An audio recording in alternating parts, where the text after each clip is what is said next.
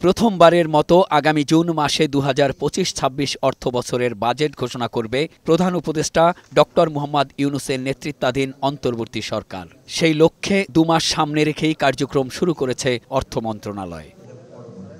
এবারের বাজেট তৈরির আগে বিভিন্ন শ্রেণী-পেশার মানুষের সঙ্গে মত বিনিময়ের উদ্যোগ নেওয়া হয়। এরই ধারাবাহিকতায় অর্থ মন্ত্রণালয় বুধবার দুপুরে মন্ত্রণালয়ের সম্মেলন কক্ষে গণমাধ্যমের সম্পাদক ও সিনিয়র সাংবাদিকদের সঙ্গে প্রাক বাজেট আলোচনায় বসেন অর্থ উপদেষ্টা ও ২ বিভাগের সচিব।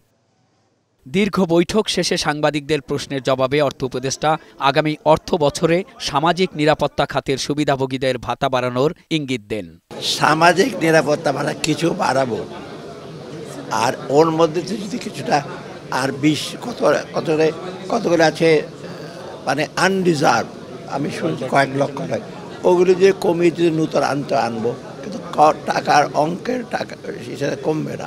মূল্যস্ফীতি, ব্যাংকে স্থিতিশীলতা, কর্মসংস্থান সৃষ্টি, সামাজিক বৈষম্য দূর করার লক্ষ্য নিয়ে বাজেট করা হবে জানিয়ে উপদেষ্টা আরও বলেন, এনবিআর সহ বিভিন্ন প্রতিষ্ঠানের সংস্কার শুরু করা হবে। বাকি সংস্কার কাজ পরবর্তী সরকার এসে করবে বলে আশা প্রকাশ করেন তিনি। এই বছরের বাজেটটা আমরা একটু বাস্তবমুখী করব, বাজেটের সাইজ অহেতুক বড় করব না, এডিপির সাইজে খুব হয়তো বড় হবে না। গৃহস্থলী কাজের অর্থনৈতিক স্বীকৃতি, বিনিয়োগ, কর্মসংস্থানের বিষয় গুরুত্ব পায় গণমাধ্যমের শীর্ষ কর্মকর্তাদের এই আলোচনায়। মেহেদী আজাদ মাসুম, বৈশাখী সংবাদ, ঢাকা।